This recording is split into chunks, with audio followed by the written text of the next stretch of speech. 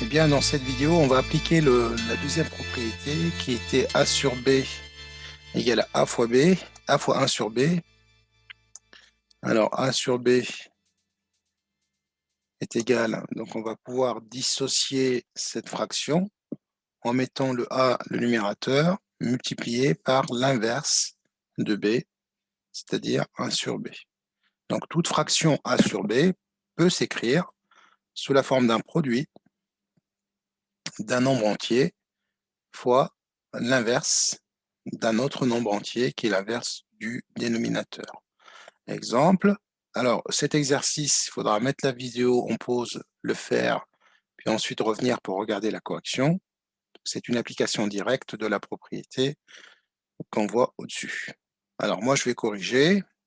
Alors 4 cinquièmes, donc le numérateur c'est 4, le dénominateur c'est 5, donc A égale 4, B égale 5. Je vais pouvoir l'écrire 4 multiplié par l'inverse de 5, c'est-à-dire fois 1 cinquième.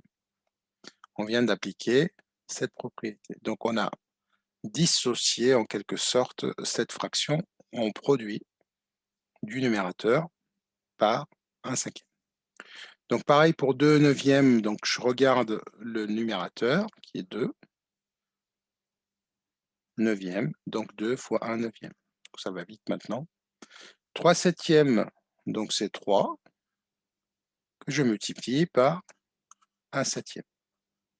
La fraction 1 septième. 4 onzièmes, donc ça sera 4 multiplié par 1 onzième, ce qui me fait 4 onzièmes.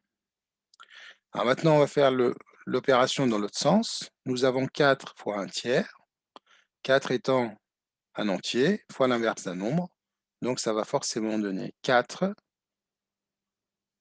tiers. Donc 4 fois 1 tiers, c'est 4 tiers. Très bien. On va passer à un autre exercice. Donc voici l'exercice suivant. Je te conseille de mettre en pause, le faire et ensuite revenir pour regarder la correction. Alors, dans cet énoncé, on nous dit que l'unité est le rectangle rouge. Donc, ça veut dire que ces 4 carrés, 1, 2, 3, 4, donc 4 carrés de même dimension, hein, ça vaut une unité, c'est-à-dire 1 tout court. On nous demande de colorier une partie qui représente 3 fois 1 quart.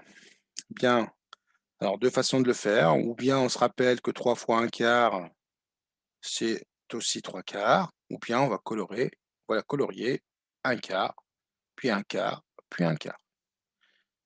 Donc 1 quart, c'est tout simplement un petit carreau. 2 quarts, 3 quarts. Voilà, j'ai colorié les 3 quarts. Colorier une partie qui représente le quart de 3.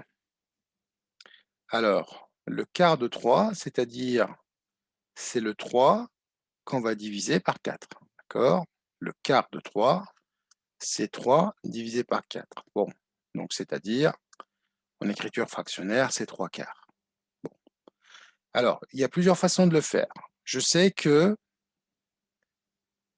ici, j'ai 1. Puis ici, j'ai 1. Puis ici, j'ai 1. Donc, si je prends un quart de chaque unité, un quart de chaque unité, d'accord, puisque ça c'est 1, 1. Donc j'aurais pris un quart de 3 unités. Donc ça représente le quart de 3. Une autre façon de le faire, on va tout simplement compter. 1, 2, 3, 4, 5, 6, 7, 8, 9, 10, 11, 12. Alors 12. Alors maintenant, j'ai 12. Donc ce 3 unités représentées par 12 carrés. Alors, je voudrais prendre juste le quart de ces 12 carrés. Bah, le quart, c'est 12 divisé par 4, et donc j'aurai 3 carrés. 3 carrés représentent le quart de 3 unités. Bon, on retrouve le même résultat, j'aurais pu les mettre 1, 2, 3 à la suite. Voilà. Donc c'est juste une révision des propriétés précédentes. Alors 3 fois 1 quart, bon, on vient de le voir, hein, donc 3 fois 1 quart, c'est tout simplement 3/4. Puisque 3/4, je peux le dissocier en 3 fois 1/4.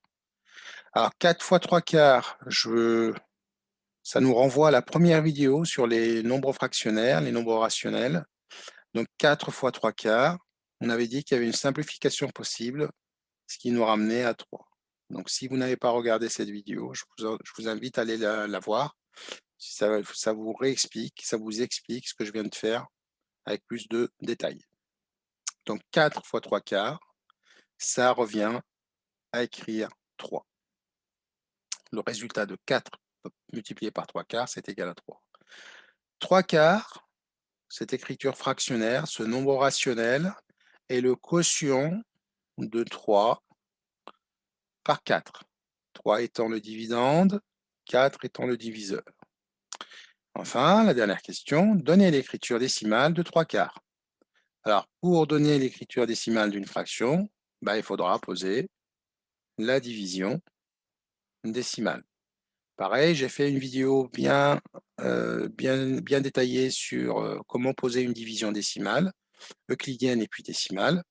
Je vous invite à aller revoir ces vidéos si vous avez un souci au niveau de la pratique de la division euclidienne et aussi décimale. Alors, je vais diviser donc 3 par 4.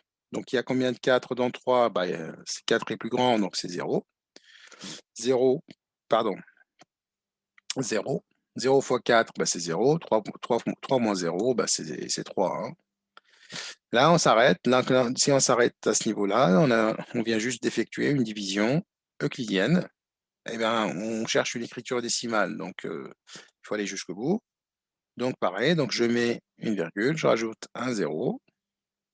30 divisé par 4, j'ai 7 fois 4 dans 30. 7 fois 4, ça fait 28. 30 moins 28 égale à 2. J'ai encore un reste qui n'est pas égal à 0. Je continue. Je rajoute un 0. 20, il y a 5, 4 dans 20. Donc, ça me fait 5. 5 fois 4, 20. Moins 20 égale à 0. Terminé. Le reste est égal à 0. Donc, la division décimale s'arrête. Et puis, nous avons une écriture décimale. Donc, 3/4 a bien une écriture décimale. Et cette écriture décimale, c'est égal à 0,75. Et ce résultat, nous l'avons déjà vu dans les pourcentages, puisque 0,75, c'est aussi 75 centièmes. D'accord ? 75 centièmes. On avait écrit aussi en pourcentage 75%. Voilà.